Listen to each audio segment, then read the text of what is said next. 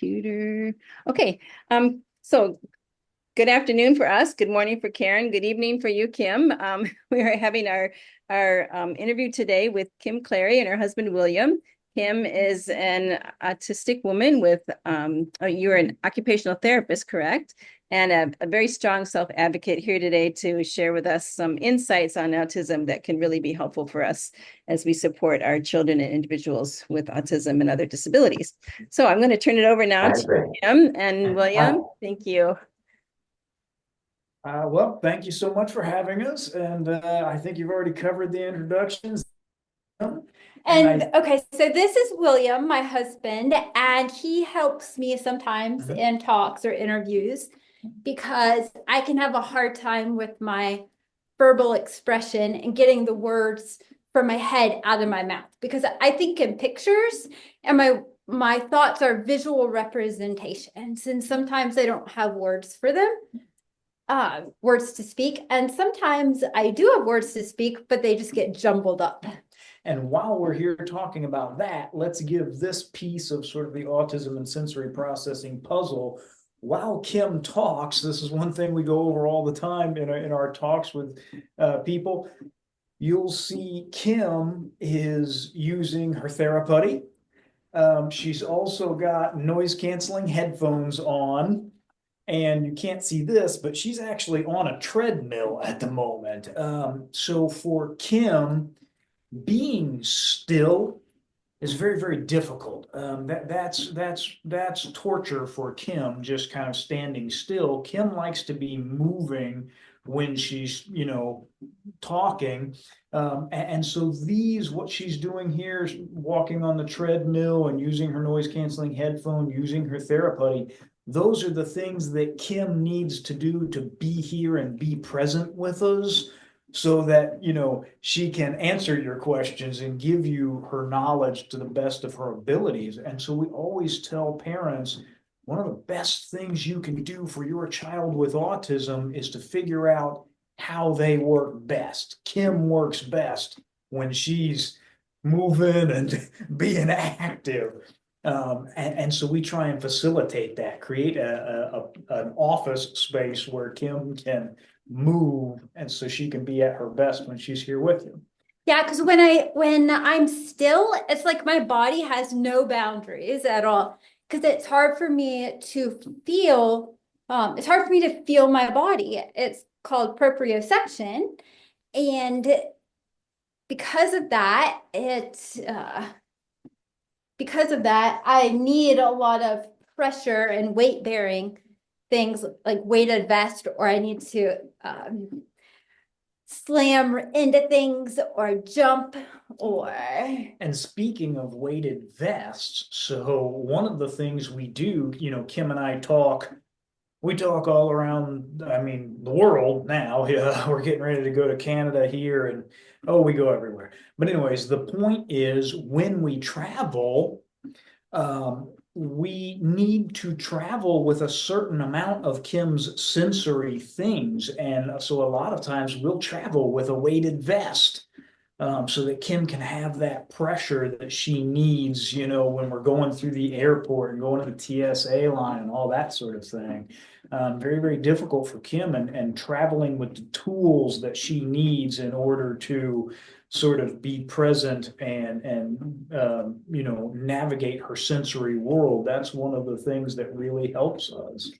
and before I understood my sensory needs and my other needs because of my autism, I my world, my prognosis, my what's the word? My outlook on life, not my outlook, but what people expected of me or thought of me, they had me all wrong. I was told I needed to live in a nursing home, that I would never be independent, that my behaviors were extremely severe. I was in and out of psychiatric hospitals for decades. And the it's because people didn't understand autism. They didn't understand my sensory needs. At one point, it got so bad that healthcare workers wanted to put Kim on hospice. Yeah. Yeah, but that has to do with the eating Well, disorder, that's not, okay, but that ties into it, yeah. But so that just shows you how not understanding autism was real providers not oh, understanding my parents as autism. well. Her parents not understanding autism really destroyed Kim's ability to be here and be present and be active in our world. Once her providers started understanding autism, you can see that the results completely different. But that took a long time. I had to really fight for that. Yes. So I think, do you have a poem that you want to read for us? Yes, I have a poem, but I also wanted to read this first.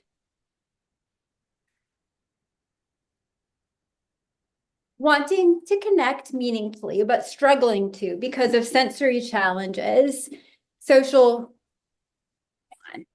expectations, and difficulties verbalizing my thoughts are hard. It's frustrating to be so smart and capable, yet struggle to do the things others do automatically or learn inherently. Unrealistic expectations are placed on me because I am really exceptional at some things. Because of my exceptionalities, people assume I am defiant or oppositional when I can't do simple tasks.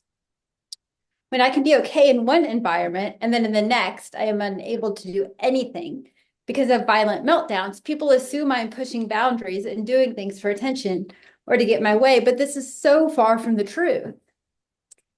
There are things others learn inherently, like social rules. It's expected I know those automatically, but I don't. And because of this, people have labeled me as rude, shy, arrogant, bossy, or disinterested. Sometimes I'm labeled as unintelligent and dim because of behaviors I do to make sense of my world. I'm talked down to and not seen as capable because I sometimes do and talk like a child. Can you say something? Well, I could say a lot of things. What would you like me to talk about? I don't know. I don't know how to turn this in it. Okay. I don't want to read my other poem yet. Okay. We So can ask questions. yes, I really like what you had there because it does really emphasize how Kim and often people with autism, I'm they're so much more than my disability. I'm right. so much more than my challenges and the behaviors that are challenging.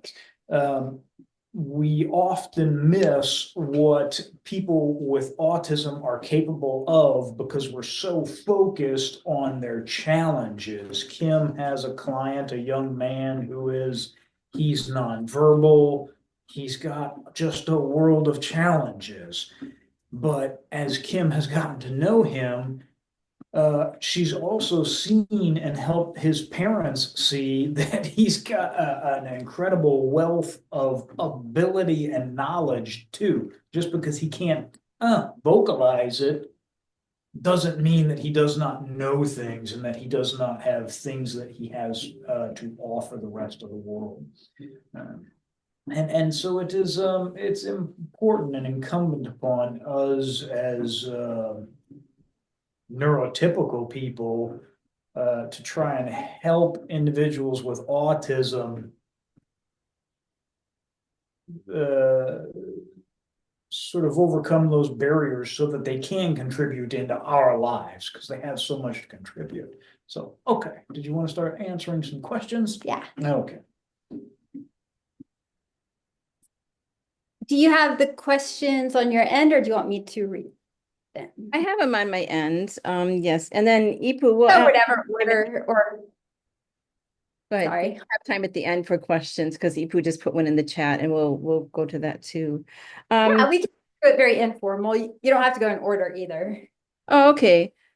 Because just that what you just read there is like, I think as a parent, as a caregiver, we have to deal a lot with social unacceptance of our children, and it's so painful. And we want so much to say, she wasn't meaning to hurt you. It was because of this, but they aren't listening anymore because their child was hurt or something, and they just want justice. They don't want to understand what's going on behind and have any kind of feelings for your child.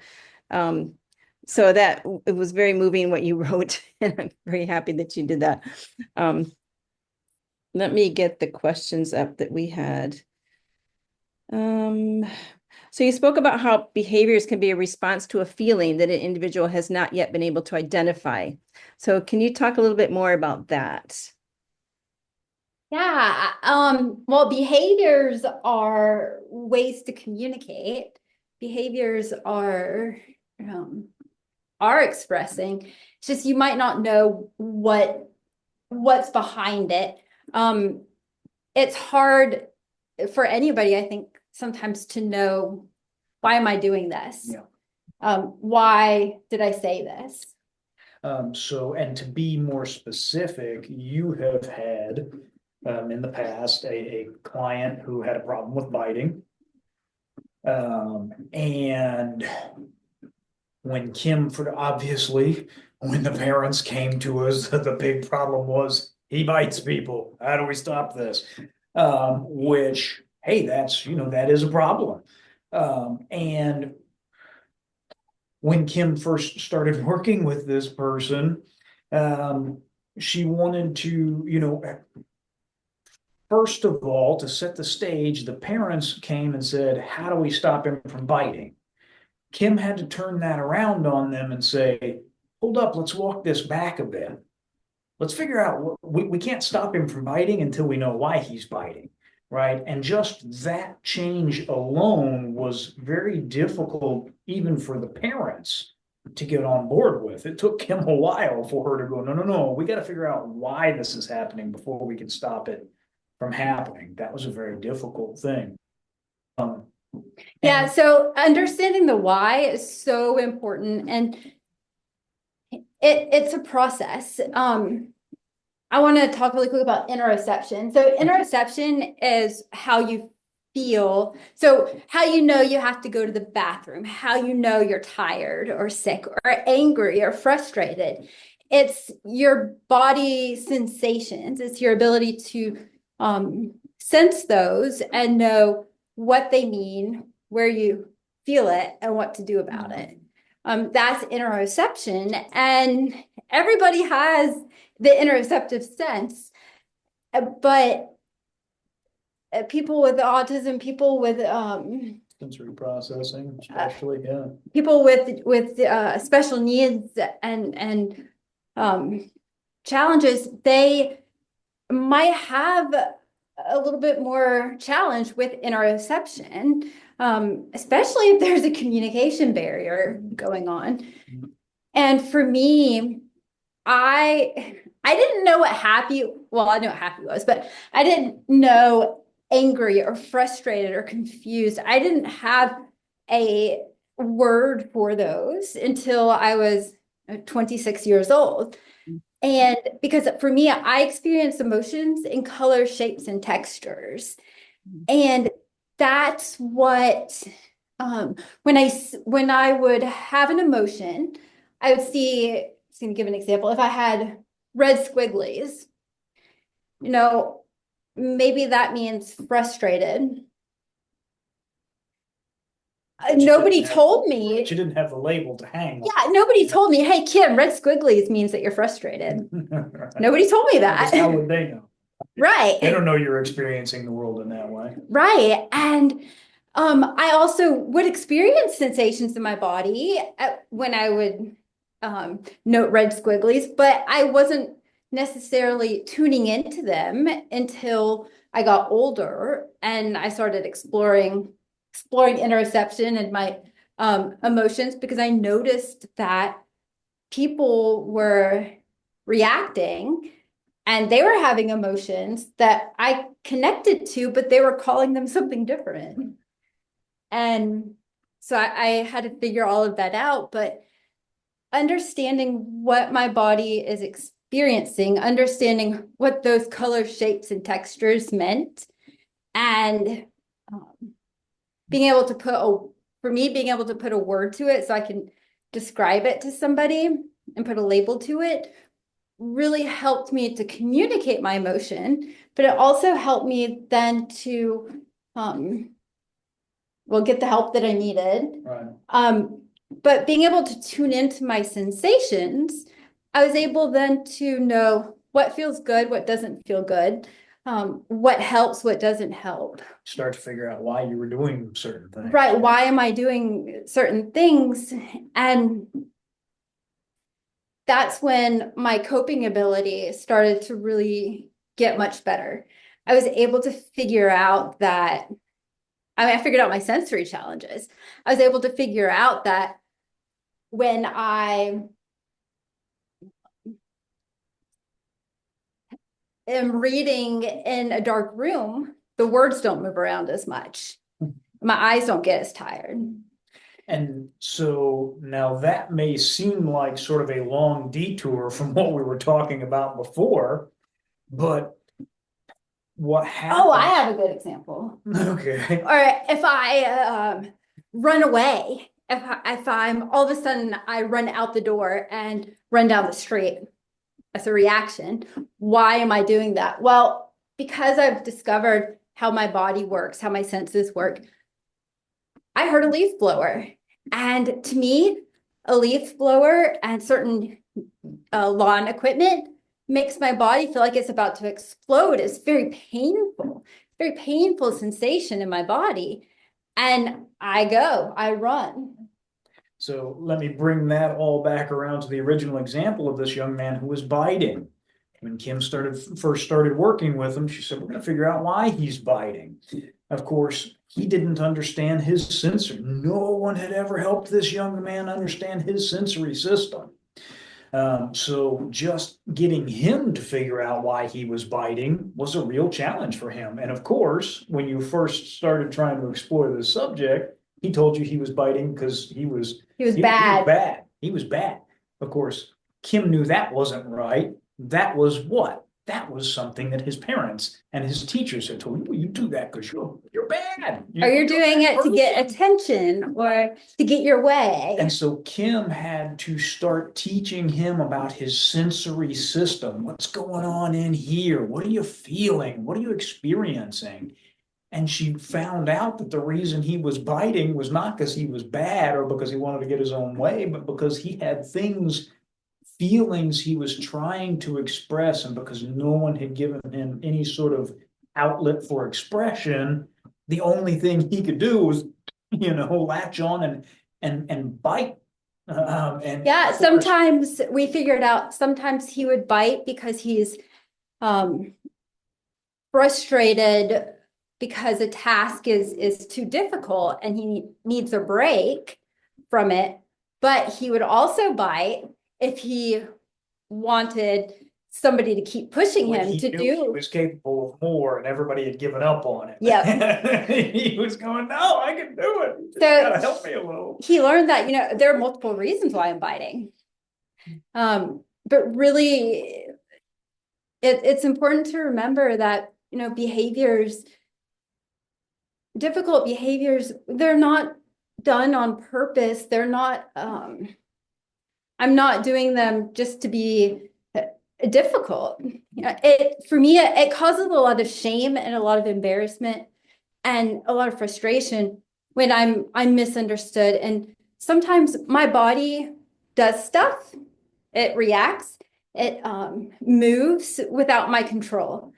It's hard probably for other people to comprehend that, but I can want to do something. I can want to stop spinning in circles, or I can want to stop hitting William, but I can't. My body is disobeying my mind. And of course, and that partly has to do with dyspraxia and difficulties with transitioning in and out of movements, or which can be also difficulty transitioning with thoughts or words. But it could also be that I'm just I call it stuck in a loop, kind of like a tape recorder, sure. stuck on go. And once Kim helped that client realize what was going on inside him and give him some outlets, the instances of biting reduced drastically, I mean, dramatically, but night and day difference for his parents. So, yeah. That was a lot of information to that one question. But Kim could talk for hours. So why don't you hit us with the next question? I was going to ask, how did you get him, or what were some of the other things that you taught him to do instead of biting? Oh, good question. So one of the things is having a towel close by. And his mom became really terrified. She's older. Her and her husband, they're elderly, I would say 70, 80. And he's a big guy. Yeah. He is not small. And but having a towel close to him or close to the parent or the teacher. So when he's starting to bite, because it's a reaction, and sometimes I mean, he tries to control it, but he's not always successful And he controlling would feel it. so bad afterwards. He would. But if they had that towel ready and they could put that towel up for him to bite instead, then that actually helped, well, keep everybody safe, but it also helped him because it's something different, maybe like that he's biting, but it did help him he would bite it and then he would be able to stop and transition out of it. Whereas before he would bite and have a hard time letting go of that person. That's one of the things we did, was have a towel close by. We did, what else? You also did a lot of work with him helping to understand like when he was kind of getting close to feeling like he needed the bite. Like, let's look at your emotions and, what are some of the triggers and things where like, this means you're getting ready to bite. How can you redirect yourself? Things like that. Yeah, I also have we did a lot, I call them villain and hero cards. He does a lot of visualization. And so a villain card, we make characters, like TV show kind of characters, and put them on cards. So a villain card could be the wonderful smelling pizza dragon was one of them. Smelling pizza dragon. Yeah, because when he would smell pizza, he would take whoever's pizza it is, even if it's at the mall, he would go and take their pizza. And so that was one of his villains. And then he would feel really guilty and he'd feel really bad and embarrassed. So that was a villain. And then we figured out a character to beat it, which is the lion. And the lion pretty much for him beats everything. So he uses that for biting as well. And the lion roars so loudly that it forces the wonderful smelling pizza dragon to fall over. And he visualizes these scenes in his head like a TV show. And that wouldn't work for me, but for this young man, that works for him. He's able to do that, and that stops his behavior. It makes him think, and he can choose something else to do. He might use his well, he doesn't use his device in public, but he uses hand signals. So you might use a hand signal or make a certain noise that is a signal to staff that they need to help him and redirect him.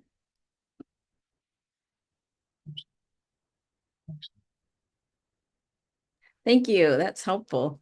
You also talked a little bit about doing the behavior with the child or with the individual, so I mean, not obviously biting, but like, for example, Jasmine likes to bang walls when she's frustrated or something. You talked about doing that with her to feel what she's feeling. Can you just talk a little bit about that? Yeah, try the behavior. So I like to go with flapping sometimes as an example. I like to flap my hands or make funny gestures sometimes. And if William, if you flap your hands, what do you feel? I feel I feel sort of a release of tension in my hands. It gives me sort of a full body proprioception, kind of it helps me feel my body and where I'm at. So I kind of know more what sort of room and space in the world I'm taking up. It also kind of helps to elevate my, if, so just now, kind of, as I'm standing here, my attention and starts to wane a little bit. It's the end of the day for us, so I start to get a little bit tired. If I'm flapping my hands, that helps wake me up a little bit. Yeah. And for me, because I don't feel my body very well, flapping gives me, like how William experienced it, it gives me more input into my body so I know where I'm at better. I'm also, I crave movement and to help keep me alert. And so it does help keep me alert. It also, I do it when I'm excited because I have so much excitement in me. For things like banging into the wall, what could that be providing? I mean, for me, when I run into things, it feels really good. It's calming. It can be if I run and crash into things, it can be have a calming effect sometimes. But that's for me. Also, sometimes when I'm thinking about your daughter, and I don't know if this is the case for her, might be something worth exploring with her and asking, but it's when I was younger, before I had the words for my emotions and what I was really experiencing, I would say things like, I want a truck to run over me. I want to bash my head into things. And that's because I'm having an emotion, and I'm experiencing that sensation in that part of my body. And I'm needing to get it out or express it. I don't know really what it is. Right. At that. Didn't know. Yeah, I didn't really know what that is. So for instance, like, saying you want to be run over by a truck, could have meant like, hey, I need deep pressure right now. Like this would be a time if you would have your, weighted vest, the weighted vest would have really helped with, sort of your sensory input and the emotions that you were experiencing at the moment. I used to throw up a lot on purpose, and sometimes I would throw up because of a noise, because it was overwhelming or overstimulating. Sometimes I say, I'm going to go throw up. And I tell William that. And he's like, no, just wait a minute. You might have gas. and he's right. I do. I have that. Then I burp. And it's my body's experiencing these things. And didn't know really what they were, but I need to release it. I need to get it out somehow. If that makes sense. Yes, makes a lot of sense. Does anybody else over there have a question you want to sneak in before I go to other ones? So far, good. Okay. So can you talk a little bit about your catatonia? That was very interesting. Yeah. So autism catatonia is it typically starts or begins in adolescence, early adulthood, and it's a regression in skills. It's difficulties that I have now that I didn't have when I was younger. I didn't have some of when I was younger, one of the things I do in okay, hold on. Restart that sentence. One of the things I do when I'm in catatonia is I can freeze in space. So I might have my hand just up there. Hanging out. Yeah, and it's not moving. And William can tell me to put it down, but I'm not putting it down. I didn't have that when I was younger. I didn't get stuck in these weird postures or have these, sometimes I can do something repetitively over and over and over. Um, Sometimes that can be the sensory thing, but it could also be catatonia, getting super excited where it's almost looks manic like. And it's very uncontrollable, screaming and screaming. What else do I do? Yeah. Oh, I did that when I was younger too, but I think um with catatonia, it waxes and wanes throughout the day. So it comes and it goes. It can last for a second. It can last for 4 hours. Sometimes when I'm in catatonia, I can all of a sudden just stop being able to speak. I might stare off into space for a few seconds, and it's hard to catch when I'm in that mode. But that is a sign that I'm going to need more support soon, or I'm going to be in full-blown catatonia and need a lot of support. For me, it's catatonia leaves me feeling unsafe in my environment and unsafe for myself because I can't control my body. My body has a mind of its own. And sometimes people in the past have thought that I was being defiant and oppositional because they would ask me to do something and I couldn't do it. I just sat there and I wanted to do what they were asking, but my body was disobeying my mind. And catatonia, it's not the same thing as sensory overload, and it's not brought on by being anxious either. It's completely different than that. It's largely a movement disorder, and it's And it can come on semi-randomly as opposed to like overload or overwhelm. That's when you've got too much information coming in, you go into overwhelm and shut down. Catatonia can happen even when you're in a calm, otherwise very productive environment where you would normally thrive. A catatonia episode can catch you and kind of jam you up for moments or hours, really. and what's important is being able to I know when I'm more susceptible to those moments, it can come on randomly, but that randomly still has a pattern. It's still, if there's a lot of change, if there's a lot of transition going on in my life or in my environment, it could even be small transitions that are going on. If I'm having a lot of cognitive demands that are different if I don't have structure in my environment. So if I don't have external supports, if I don't have somebody, or it's not necessarily somebody, but if I don't have, how do I describe external support? If you don't have some sort of external guide, Yeah. like a to-do list or another person helping saying do this or that, or at least just a clear outline, sort of mental roadmap of what's supposed to happen next. When you combine all of those and then also mix in some sensory stuff into it, I'm going to be more susceptible to catatonia episodes.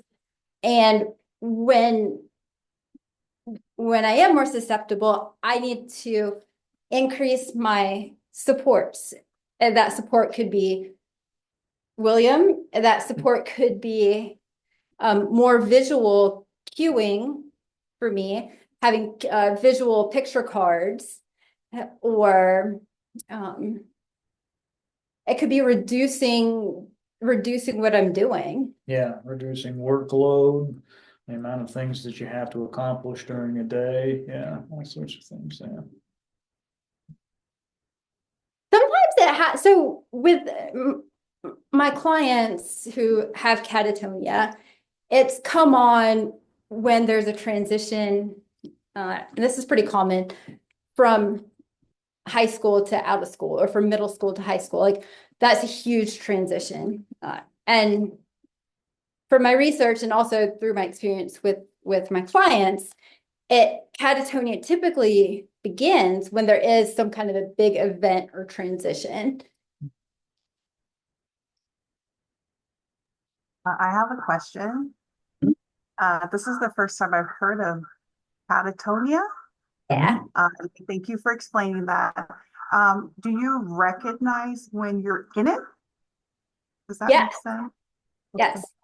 I definitely recognize when I'm in it. And it's very frustrating because it's not, so when I'm in sensory overload, my picture thoughts start to get holes in it, and then it goes blank. And I kind of, it's not tune out, I just kind of go offline for a bit. And I'm not necessarily aware of what's around me or what I'm doing.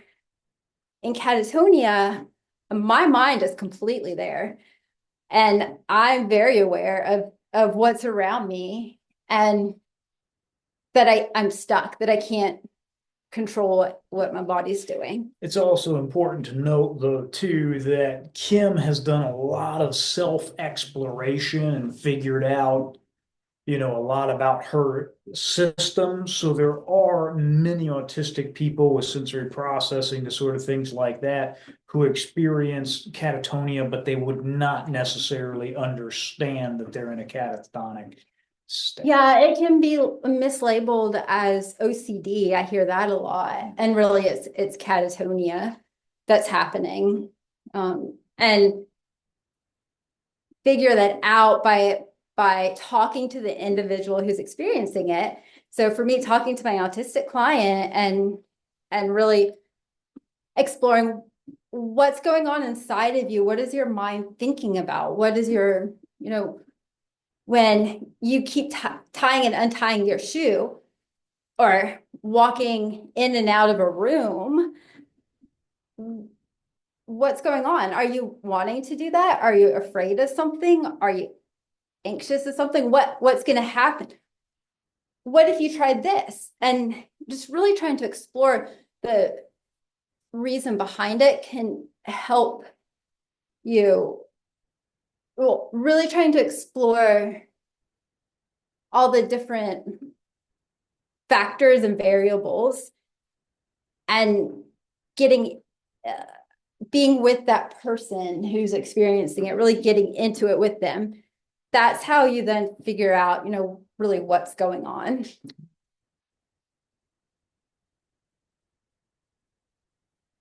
Amita Shaw, that's her name, and Lorena Wang. I think those are their names.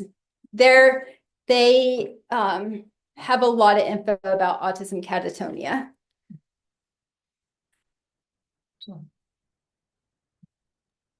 Hey, thanks. That's a lot of information. I wanted to jump into something. Oh, there's so many questions on here, aren't there? Oh, gosh. Okay. Can you just share, how about this? Share some of those visual supports that you like take with you when you go out places like the grocery store and stuff that are really helpful to you. Can you start with that? I'm gonna grab something. Yeah. So while Kim looks through her collection, she has made up. So Kim is a great problem solver. She is really, really good at coming up with different low-cost solutions to problems. And so when she runs into a difficulty, like, going to the grocery store is very, very difficult for me. She will come up with cards that will let her know this is what's going to happen. These are some of the things you can do. And those are things that she just takes with her when she's out and about in order to help facilitate her life, right? Yeah, so like for the grocery store, I have, and I don't use it anymore because I've been able to imprint the visual of my card in my mind. Is it? But when I was first learning to cope with being more independent, and coping, my card had, okay, the front of it had, be aware of the times grocery stores are busy. And it was kind of like just little reminders of things. It's going to be busy between, on the weekends, especially Sunday, between this time and this time. Be aware of, that's not that one. Oh, That's different. different. Yeah. Be aware of like what I did before I go grocery shopping. Be aware of what I need to do afterwards. And then my card had, before I go grocery shopping, sensory regulate. And it gave me like 3 options. I could choose 1, 2, or 3. And then I could check it off. And then the next thing, make a list of what I need to get. And then I can follow that, and then I can check it off. And then when I go to the store, I bring all my sensory tools that I need. I bring my headphones. I have sunglasses that sometimes I need to wear inside. I have a wrap, a Lycra wrap thing that I can wrap around my body that can give me some pressure if I need it. And also something to smell, because sometimes smelling things help. So I have my sensory bag with me when I'm at the store, and I might get overstimulated, and I know what to do, but in the moment that I'm overstimulated at the store, I might have a hard time cueing myself, but a visual will help. So I do have a keychain that I keep with me, that I kept on my purse. And for store, I can look on the back of it, and it says I can use my earplugs, headphones, sunglasses, go to the bathroom, show my autism card to employee, use my Lycra wrap, and find the soap section. So I can choose one of those, and it just gives me that visual. Because for me, I really thrive on visual supports because I think so visually. And if I'm overstimulated, I can't take the steps needed independently to know what to pick. I can't think of it on my own in the moment. And so, yeah, those are great little, Cards. visual, tactile helpers that she can have with her, where she goes, okay, I'm going to a social event. What are some of my, coping strategies? Or, okay, I'm going to this. What are some of the things I can do? Yeah, another visual I have, it's another set of a keychain. And this is when I was starting to learn what my body was feeling and sensing and being able to determine what it was. So on these cards, I have things like tummy hurting. And what's on the back of the tummy? Well, hold on. Oh. I have things like tummy hurting, self-harm,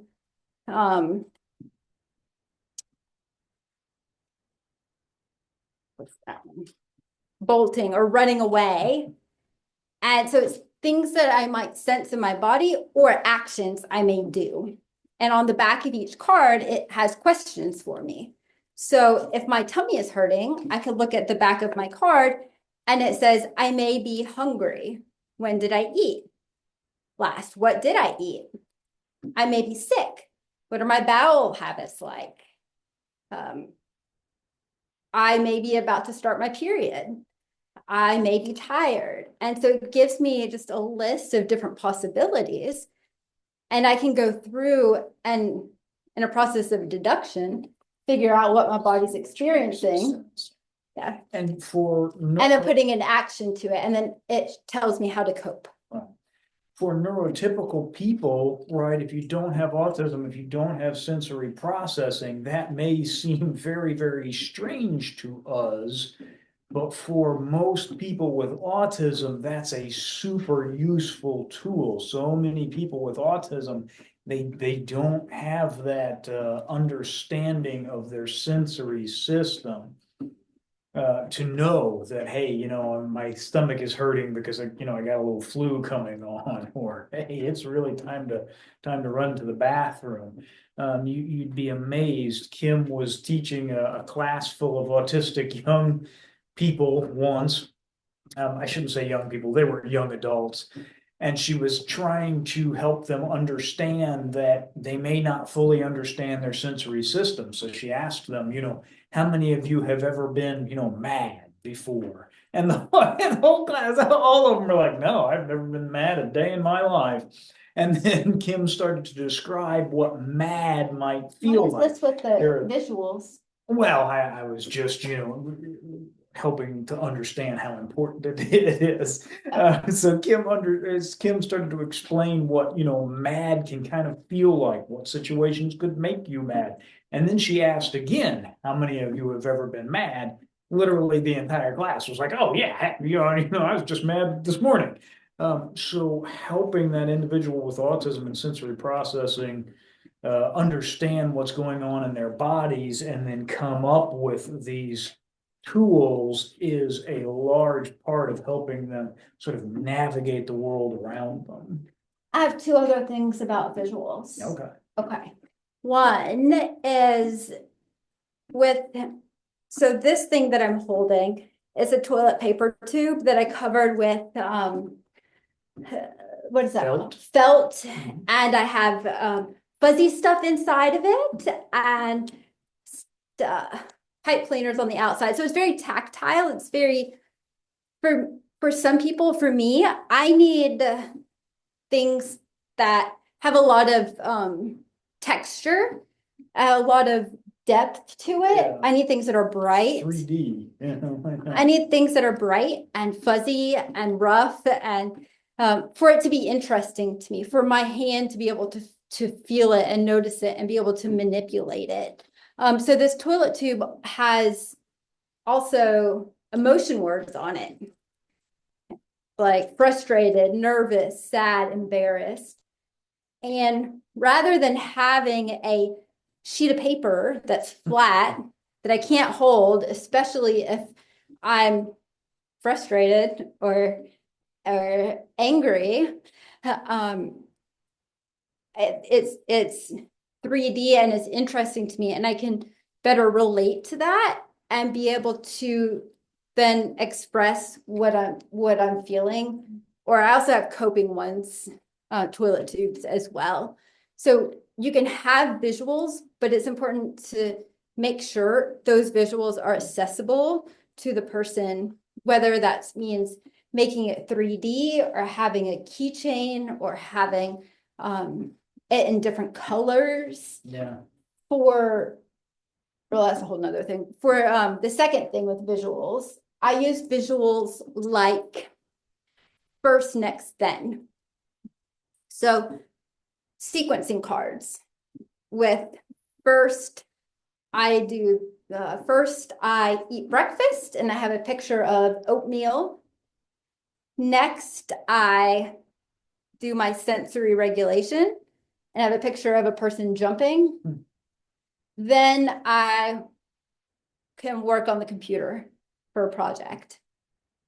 And that helps to keep me on task and focused with what I'm supposed to be doing.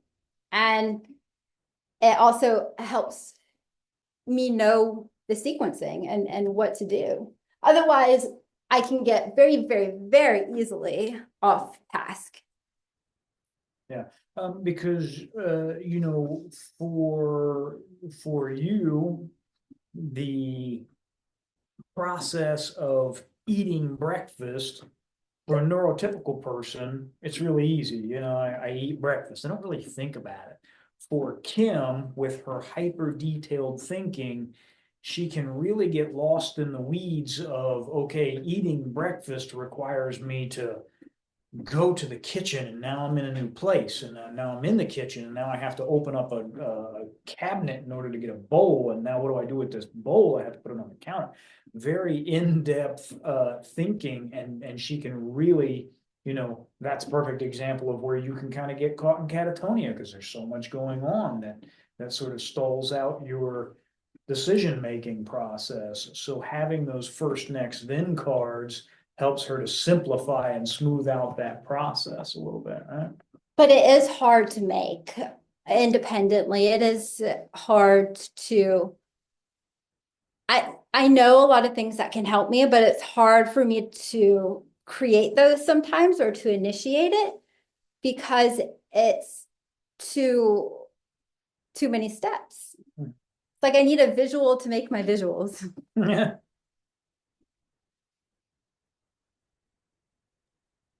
Hey, another question we had was to explain the binocular vision that you sometimes have. Yeah. Binocular vision is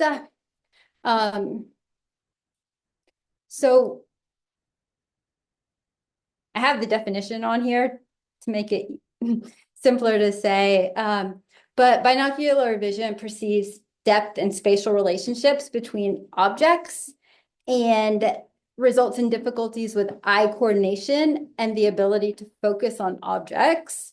It has to do with the eyes being misaligned. And that makes it hard for a person to really see a single clear image, especially with central vision. So what's in front of you, it's difficulty both eyes working together, which is why it's binocular. And so when I was a kid, even now, sometimes I had a really big head tilt. In a lot of my pictures, my head is tilted to the side. When I did work, when I did handwriting or I'm old. We didn't have computers. Well, we did, but it was a little bit later in my years. But when I would do schoolwork, or read, I would have to lay my head down on the table or on the desk because I had difficulty using my eyes together. So by tilting my head, I'm using one eye. And what did I have? They gave me a special kind of lens. Now I don't remember what it's called. There's some special lens that you can use for binocular vision and it supposedly corrects it, but I still have issues as an adult that I think are related to binocular visual difficulties. And I noticed the triggers for my binocular vision issues is when I'm driving, when I'm in a really large environment, when it's too bright, my vision gets funny.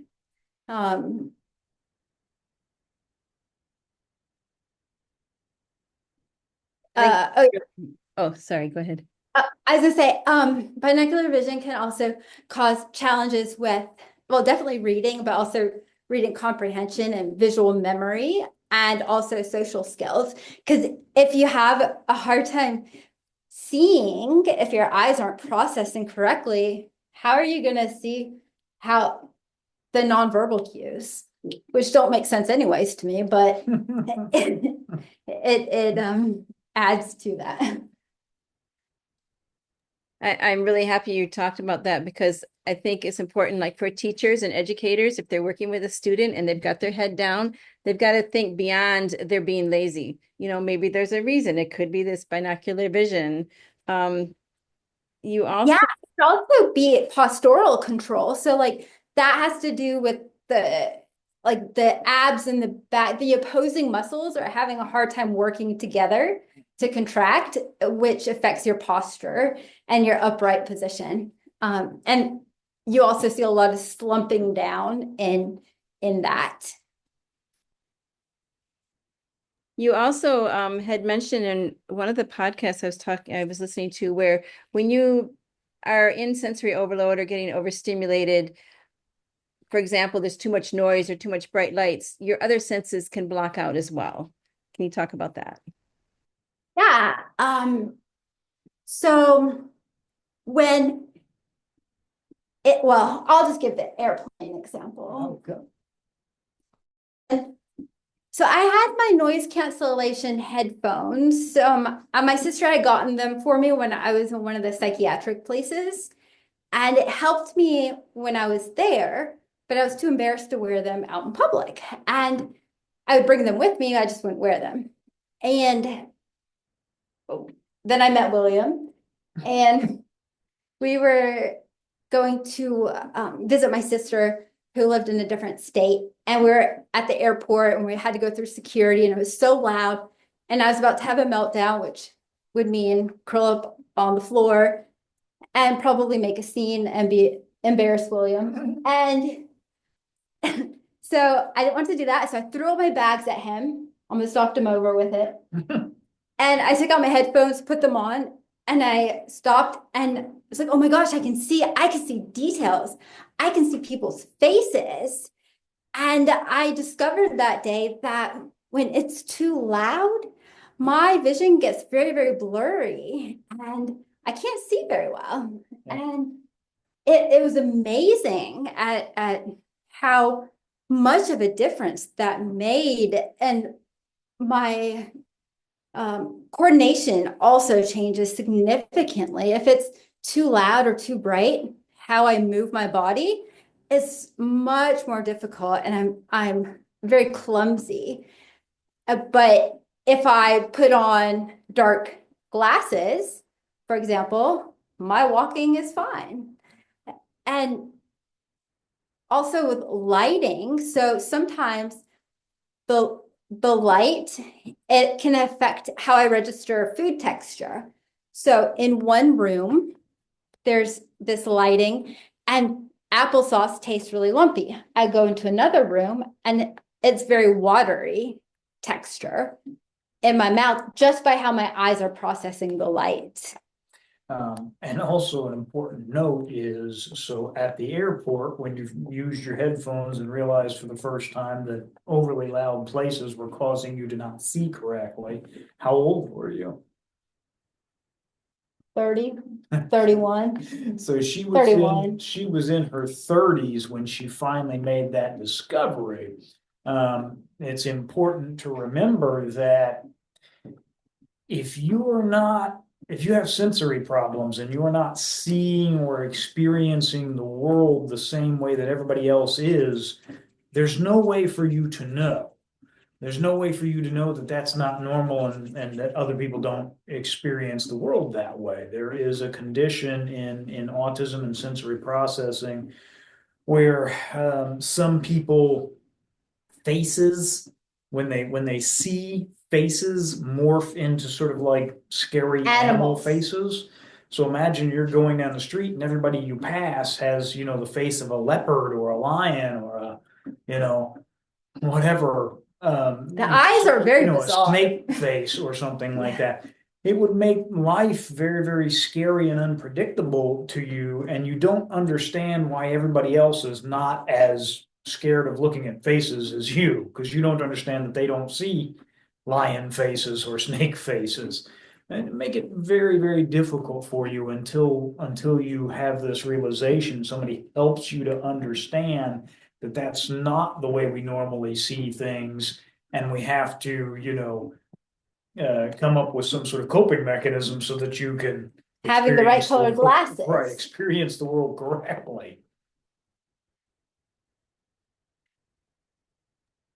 Okay, another question was, what is the social experience? How do you socialize? You talked about how socialization for someone with autism is different than a typical socialization situation.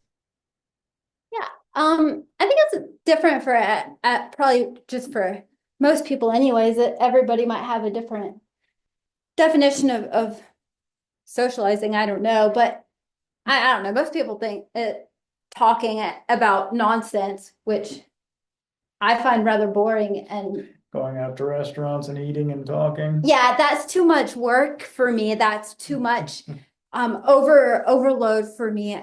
It's too much. And I can't join in the conversation. I can't hear the conversation. I'm just trying to survive. For me, socializing, it can be doing, it's like, it can be parallel play. It can be being in the same room as somebody and doing my thing while they're doing their thing. That could be socializing. It can be saying hi to the grocery store clerk. To me, that was my socializing for the day. I socialized. That was a very meaningful connection for me. And it doesn't necessarily have to be playing catch back and forth with somebody, or it doesn't have to be having a conversation with somebody. It's being in that same energy space as the person. But that's my definition. I asked one of my clients the other day that question, and he said for him, and this is a non-speaking guy, for him, his idea of being social is talking to somebody about talking to somebody and having the same interests as them.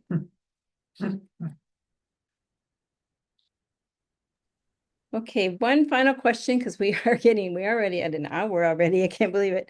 Talk a little bit about stimming and the importance of that, not interrupting stimming. Yeah, stimming, do it for different reasons. Stemming, so when I flap, I'm stemming, or it can be something very joyful.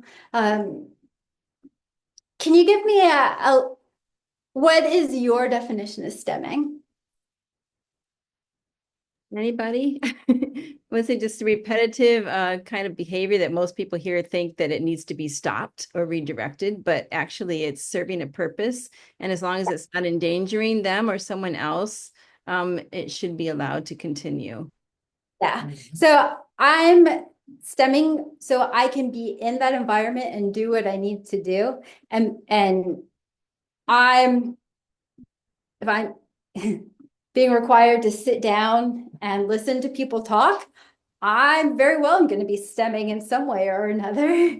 And that's what helps me to be able to be there and to sit down and to listen. If you told me to stop moving my hands, I could stop moving my hands, okay, but I'm gonna dissociate and not be present, not hear anything you're saying, not be engaged, because my brain needs that that movement in order to be there and be present. And furthermore, especially in Kim, and we hear this all the time, but especially in Kim's, case in her life, adults and teachers and her parents forcing her to stop stimming resulted in other secret behaviors that were not healthy. And we hear that all the time, where a child with autism would flap or rock. Parents and teachers said, don't do that, that looks retarded, blah, blah, blah, blah, blah. So then they start cutting in secret. And we have this discussion with parents all the time. Would you rather have them flapping and rocking or slicing their arms open with a razor? I mean, if you have to pick between those two, and the reality is you do, you want to go with the lesser of those two things. Go ahead. I was reminded of, there was a young man who this has to do with stemming as well as eye contact. At dinner time, he needed to face the wall. He needed to face the wall and rock as he ate. And at first, the parents did not want him to do that. That's rude. Especially. That's rude. That's inappropriate. That's not how you eat dinner, etc. He wasn't able to eat dinner that way. He was not able to eat dinner facing the table and having eye contact. Right, and have eye contact with people. It's too much information, sensory information for him, visually and also being still. And so he couldn't engage in that chit chat. He couldn't eat.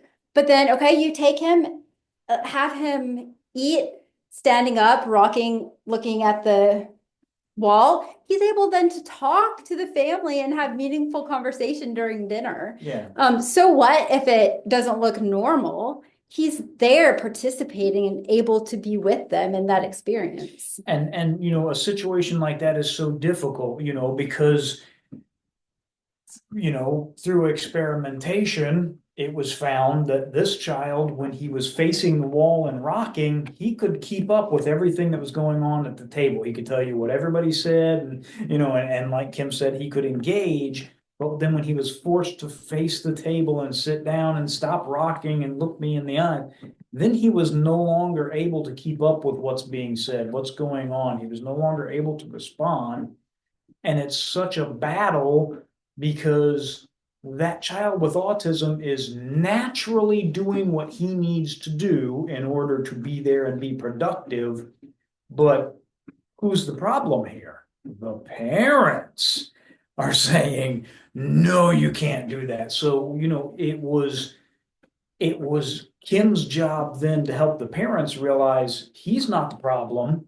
I'm sorry, but you're the problem. And sometimes we, as the neurotypical people, we need to hear that they're not the problem, you're the problem. They're doing what they need to do. You need to change your expectations of what you think normal is. Because would you rather have your son there and engaged with you at dinner time, or do you want him just completely mentally and emotionally checked out?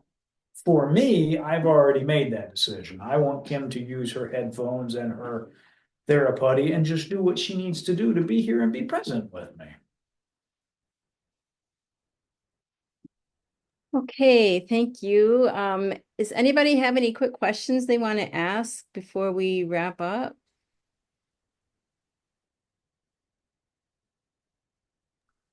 There was a question Ifu had posted about Kim, for Kim. It's reading, have you always been verbal since you were young, and did your speaking improve over time? I've always been quite verbal. I was a late talker though. I did my speech came at the really late side of normal, which happens sometimes, a lot of times with girls with autism. But my speech, when I developed catatonia, my expressive language became more fluttered, the discombobulated. I always had a hard time getting out though exactly what it is I want to say and in the right order. Over time, has that gotten better?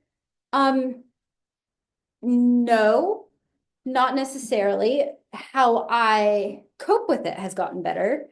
There are some things that I might say have changed a little bit. So like I did listening therapy, and which is something with music and listening to different tempos and stuff. That did help a little bit with my fluidity of my speaking. It helped a lot with my comprehension and my ability to keep up with others. Actually, it helped me more with that. But I've learned over time that I need to slow down, and I need to ask people to slow down and just say, be patient with me. I do have a communication device that I use every once in a while if I need to communicate really complex ideas, and I know that I'll have a hard time. Because I was gonna say. I write. Yeah, it is, when Kim is sensory regulated, she has no trouble getting her words out. Now, when she becomes sensory overwhelmed, sometimes her words do go away completely. Yeah. Well, even when I'm not sensory overwhelmed, it still goes kind of discombobulated. But yeah, I've learned my best mode of communication for certain kinds of thoughts are writing it down. So I do utilize that. So yeah, I guess what I'm saying is over time, I've learned how to cope with the challenges, and that's helped me communicate more clearly with others.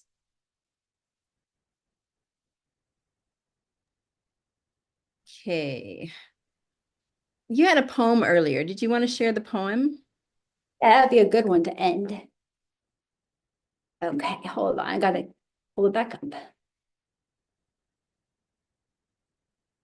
Ah. Okay. My world, your world. I have eyes, ears, a nose, and a mouth, just like you. I look like you. I can even blend in and act like you, but I'm not you.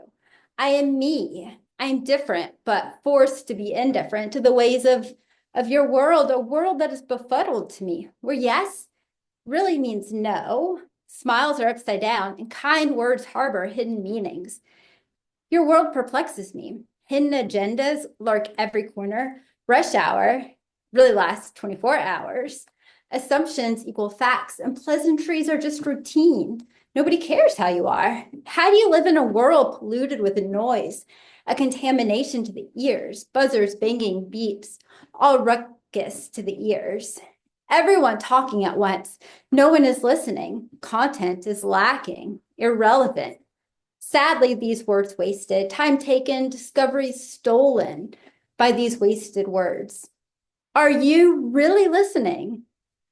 While your contaminated ears are clogged and the mute mouth spits out meaningless words, your eyes are blind, not in the literal sense, but your eyes, they don't see. They don't see me, they don't see you, they don't see themselves. The eyes are distracted by blues, greens, grays, colors of various shapes, sizes, and sounds, blurred together, oscillating, vibrating, moving colors, camouflaged. Your colors are seen by your blind eyes, and they create false pretenses. Colors are meant to be felt, not seen, just like ears are meant to see, and the mouth listen.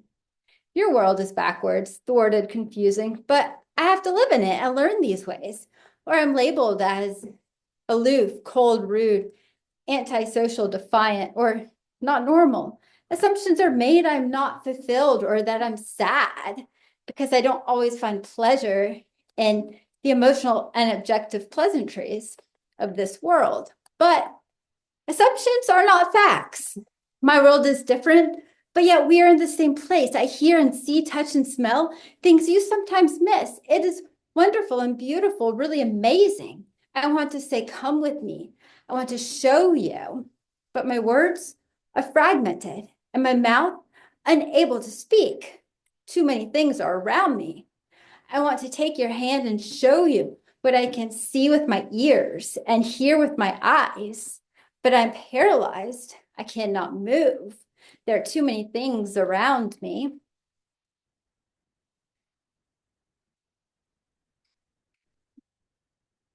I'm muted. Thank you so much, Kim. Let's see if I can quickly show your website. Kim has a website. It's kimclairy.com, right? Yeah. Let's see if I can find my website here. I had it up. Of course, it went down now. Okay. All right.